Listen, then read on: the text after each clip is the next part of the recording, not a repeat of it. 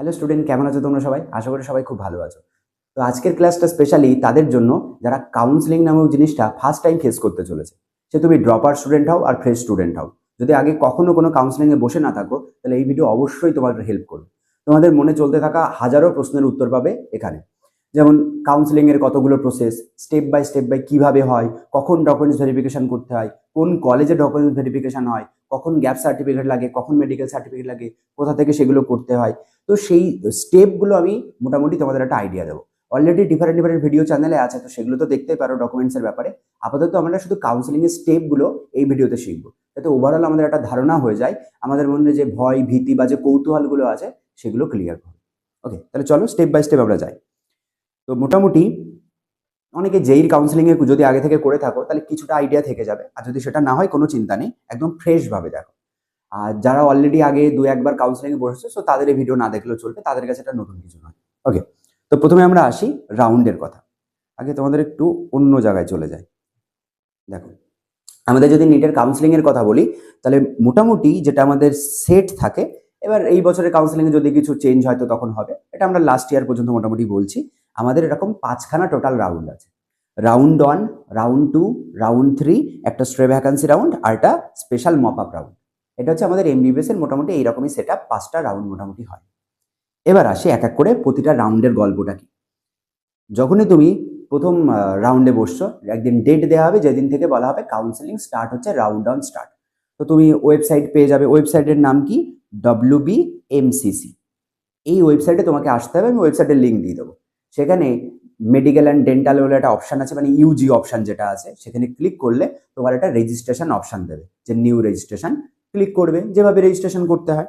তো প্রথমে হচ্ছে রাউন্ড 1-এ আমাদের কাজ হচ্ছে রেজিস্ট্রেশন করা। রেজিস্ট্রেশন নিটের ফর্ম ফিল আপ যেভাবে করেছো, নিজের ডিটেলস ফিল আপ করেছো, এক্স্যাক্টলি সেই সেম জিনিসগুলো এখানে step by step fill up করবে।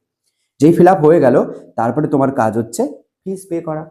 1,500 থেকে 2,000-এর মধ্যে যেমন ফিস সেট করা থাকবে ক্যাটাগরি ওয়াইজ, ওই সেই ফিসটা পে করতে হবে। ওকে, ফিস পেমেন্ট যেই হয়ে যাবে, তোমার এখানে অনলাইনে তুমি যেই মানে সাবমিট করে দিচ্ছ না, ওখানে লাস্টে একটা ডেট আর ভেন্যু শো করবে, যে কোথায় তোমাকে যেতে হবে ডকুমেন্টস ভেরিফিকেশনের জন্য। কোন জেনারেলি মেডিকেল কলেজগুলোতে এখানে পড়ে। তো মোটামুটি কলকাতার এখানে পড়বে, নর্থ বেঙ্গলের দিকেও নর্থ বেঙ্গলদের আলাদা আলাদা করে সিট দিতে পারে বা পজিশন দিতে পারে, সেই করসপন্ডিং কলেজে তোমাকে যেতে হবে। ওকে, সো নেক্সট কাজ হচ্ছে, যখনই আমি ওই কলেজে যাব, কলেজে কি করতে হবে আমাকে, ওখানে গিয়ে ফিজিক্যালি ডকুমেন্টস ভেরিফিকেশন করতে হবে। তো তোমাকে কি কি ডকুমেন্টস লাগবে তারও লিস্ট পেয়ে যাবে, চ্যানেলে অলরেডি আগের বারের জন্য একটা লিস্ট করে দেওয়া আছে। ওই মেনলি তোমার যেগুলো একাডেমিক যে ডকুমেন্টসগুলো আছে ওইগুলো। আর এই যে লাস্ট কয়েকদিন ভিডিও ধরে আমরা বারবার বলছি না, মেডিকেল সার্টিফিকেটের কথা, গ্যাপ সার্টিফিকেটের কথা, ডোমিসাইল সার্টিফিকেটের কথা, ওই জিনিসগুলো এবার ধীরে ধীরে ধীরে ধীরে কাজে লাগে। তো স্পেশালি এই যে ডকুমেন্টস ভেরিফিকেশনে আছে, এখানে তোমাকে কি করতে হবে, তোমার কাস্ট সার্টিফিকেট শো করতে হবে, SC ST যদি হও, যদি OBC হও সেগুলো। তুমি এই যে ডোমিসাইল সার্টিফিকেটটা অনলাইনে বা অফলাইনে যেটা বানাচ্ছ, সেটা তোমাকে এখানে শো করাতে হবে। তোমার নিটের যে অ্যাডমিট কার্ড, যেটা রেজিস্ট্রেশন ফর্ম, তারপরে যদি ওবিসি NCL সার্টিফিকেট শো করতে হয়, এই যে জিনিসগুলো, সেটা একটা কমপ্লিট লিস্ট আছে, সেগুলো এই মুহূর্তে তোমাদের মাথায় বেশি ঢুকাতে হবে। ওগুলো আপাতত মোটামুটি রাখলেই জেনে রাখলেই হবে। সেই ডকুমেন্টসগুলো অরিজিনালের সাথে এখানে চেক করবে, আর একটা করে মানে জেরক্স কপি ওরা নিয়ে নেবে। নিয়ে তোমার যদি কোনো ডকুমেন্টসে কোনো রকম ভুল না থাকে, তাহলে ওরা ভেরিফাই করে দিল, তুমি তোমার অনলাইনে একটা লেটার জেনারেট হয়ে যাবে। ঠিক আছে, দ্যাট মিনস তুমি ভেরিফাইড ক্যান্ডিডেট। ডান, এই পর্যন্ত ডকুমেন্টস ভেরিফিকেশন। তারপরে এবার অনেকের হতে পারে যে ভুলভাল ডেটা দিয়েছিল বা ভুলভাল ডকুমেন্টস দিয়েছিল, তাদের নামগুলো কিন্তু বাদ চলে যাবে।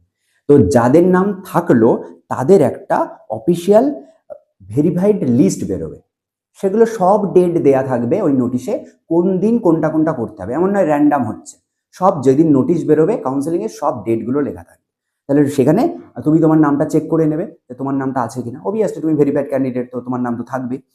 দেন আমাদের আসবে চয়েস ফিলিং। এই জায়গাটা হচ্ছে সব থেকে ইম্পর্টেন্ট জায়গা। চয়েস ফিলিংয়ে কি, এতগুলো যে 25-26টা গভর্নমেন্ট মেডিকেল কলেজ আছে, এতগুলো প্রাইভেট যে মেডিকেল কলেজগুলো আছে, তো তুমি কি করে বুঝছো যে তোমার কোন কলেজটা হবে, বা তোমার ইচ্ছা কোন কলেজে, সেটা তারা কি করে বুঝবে? তাহলে চয়েস ফিলিং তোমাকেই করতে হবে, 1 2 3 4 করে কলেজের নামগুলো দিতে হবে। মানে তুমি ফার্স্টে মনে করো ক্যালকাটা মেডিকেলে রাখতে চাইছো, তাহলে 1-এ ক্যালকাটা মেডিকেল, 2-এ ধরো মহারাজা জিতেন্দ্র নারায়ণ, ধরো 3rd হচ্ছে পুরুলিয়া, তারপরে হচ্ছে ঝাড়গ্রাম। আমি জাস্ট র্যান্ডাম বলছি, সেটা তোমার চয়েস অনুযায়ী পরপর পরপর রাখতে হবে। এবার চয়েস ফিলিং এর অনেক ক্রাইটেরিয়া আছে, কোনটাকে আগে রাখা উচিত, কোনটাকে তারপরে, সেটা তোমার মার্কসের উপরেও ডিপেন্ড করবে। সেটার উপরেও সেপারেট একটা ভিডিও চ্যানেলে আছে, চাইলে দেখতে পারো। আর এই ইয়ারের জন্য আমি পরে ফ্রেশ ভিডিও বানিয়ে দেবো। সেই চয়েস ফিলিং যখনই হয়ে গেল, তো চয়েস ফিলিং অ্যান্ড লকিং এর একটা টাইম স্লট দিয়ে দেবে, 2 দিন বা 3 দিনের একটা টাইম ইন্টারভাল থাকবে, তার মধ্যে তোমাকে এই কাজটা, এগুলো কিন্তু সব অনলাইনে কমপ্লিট করতে হবে। ডকুমেন্টস ভেরিফিকেশন ছাড়া আর বাকিগুলোতে তোমাকে কোথাও যেতে হচ্ছে না, এগুলো অনলাইনে ল্যাপটপে বসে বা কম্পিউটারে বসে তুমি করে নিতে পারো। দেন আসবে রেজাল্টের দিন। এই যে রাউন্ড অনটা হলো, তোমার তো অফিসিয়ালি রেজাল্ট পাবলিশ হবে যে তুমি আদৌ চান্স পেলে কি পেলে না, তোমার ওই মার্কসের বেসিসে। এবার রেজাল্টে যদি আজ তোমার নাম আসে তাহলে ভালো, তোমাকে কি করতে হবে, এবার রিপোর্টিংয়ে যেতে হবে। যে কলেজের কথা তোমাকে, তোমার কলেজের নাম দিয়েছে যে তোমার নাম অ্যালার্ট হয়েছে ঝাড়গ্রাম গভর্নমেন্ট মেডিকেল কলেজ, তাহলে সেখানে তুমি যাবে, সেখানে ডেট লেখা থাকবে কোন ডেটে তোমাকে যেতে হবে।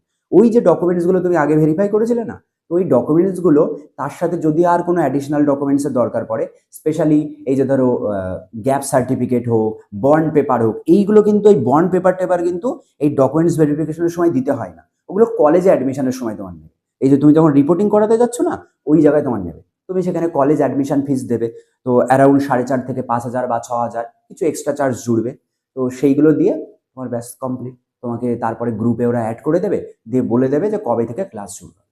ব্যাস, মোটামুটি রাফলি যদি বলি, আপাতত এইটুকুই এনা, নাহলে বেশি ডিটেলসে গেলে মাথা খারাপ হয়ে যাবে। ওভারঅল বোঝার জন্য এটা হচ্ছে আমাদের স্টেপ। এবার আমরা আসি পরের রাউন্ডে। এখান থেকে একটু সিচুয়েশনটা অন্যরকম আসবে। এই যে রেজাল্টটা রাউন্ড ওয়ানে পাবলিশ হলো, এখান থেকে দুটো জিনিস হতে পারে। একটা হতে পারে যে হ্যাঁ আমার নাম চলে এসছে, আমি কলেজ পেয়ে গেছি, আর একটা হতে পারে যে আমার নাম আসেনি। যদি না আসে তাহলে আমি কি, আমি এলিজিবল হয়ে গেলাম যে রাউন্ড টুর জন্য, তাহলে এখান থেকে আমার রাউন্ড টু স্টার্ট হবে। আর যদি ইয়েস হয় তাহলে তো তুমি কি করছো, রিপোর্টিং করছো। রিপোর্টিং এর পরেও তোমার কাছে দুটো অপশন আছে কলেজে রিপোর্টিং এর পরে, এক হচ্ছে স্টাডি, দ্যাট মিনস এটাই লক, আমি আর কলেজ কিছু চাই না, আমি এটাতে সন্তুষ্ট। তো তুমি লক করে দিলে, মানে দ্যাট মিনস তুমি আছে ফিক্সড হয়ে গেলে, এবার ওই কলেজে তোমার পড়াশোনা শুরু হবে, ওই কারণে আমি লিখে রেখেছি স্টাডি।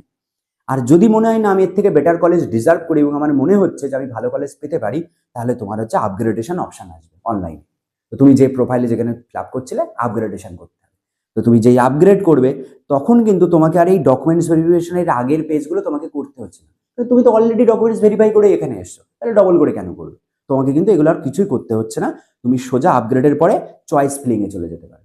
তো তোমাকে আবার সেই চয়েস ফিলিং ডেট পর পর সেট করা আছে, সেই ডেটে ওটা ওপেন হবে। তুমি এবার চয়েস ফিলিংয়ে যদি মনে হয় না একটু নাম আগে পিছিয়ে করে দিই, আগে যে কলেজগুলো রেখেছিলাম মনে হচ্ছে 1, 2, 3, 4 টাকাটা ঠিক হয়, তুমি চয়েস ফিলিংটা ঠিক করে দিলে। দেন তারপরে তোমার কাছে পড়ে রইলো রেজাল্ট, তারপরে রিপোর্টিং। একই সিস্টেমে স্টেপ বাই স্টেপ প্রতিটা রাউন্ডে চলবে না।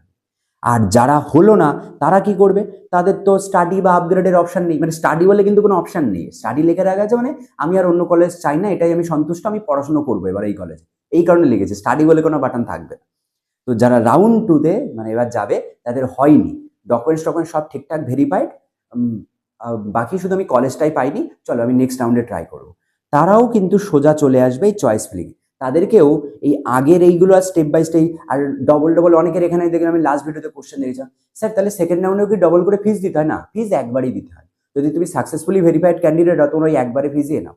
তুমি সেকেন্ড রাউন্ডে বসার সময় কিন্তু আর ডবল করে ফিস দিতে হচ্ছে না, তুমি সোজা চয়েস ফিলিংয়ে চলে যাবে। তাহলে আপগ্রেড করতে হলে আপগ্রেডের পরে চয়েস ফিলিং, আর যদি ফার্স্ট রাউন্ডে কোনো কলেজ নাও পাই, তাও আমার সোজা চয়েস ফিলিং রাউন্ড টুতে, তার আগেরগুলো ফিল আপ করতে হবে। এবার যদি এরকম হয়, কেউ আছে যে ফার্স্ট রাউন্ডে পার্টিসিপেটই করেনি, তাহলে স্যার আমি কি আর নিট বসতে পারবো না? নিশ্চয়ই পারবে, এটার অপশন তোমার হাতে দিচ্ছে। তুমি চাইলে রাউন্ড টুতে ফ্রেশ রেজিস্ট্রেশন করতে পারো। স্পেশালি কাদের সাথে এই প্রবলেমটা হয়, যারা অল ইন্ডিয়া কাউন্সেলিং এর জন্য প্রথমে প্রিপারেশন নিচ্ছিল, ওই কারণে ওয়েস্ট বেঙ্গলের রাউন্ড ওয়ানে বসেনি, যখন মনে হলো যে না আমার বোধহয় অল ইন্ডিয়াতে হবে না, আমি স্টেটের কাউন্সেলিংয়ে যাই, তখন তারা কিন্তু চাইলে ফ্রেশ রেজিস্ট্রেশন করতে পারে। তাদের জন্য প্রসেস সেম, রাউন্ড ওয়ানে তুমি যেটা করলে রাউন্ড টুতে ফ্রেশ ক্যান্ডিডেট সেই একই কাজই করবে, তাহলে তার ফ্রেশ রেজিস্ট্রেশন হবে।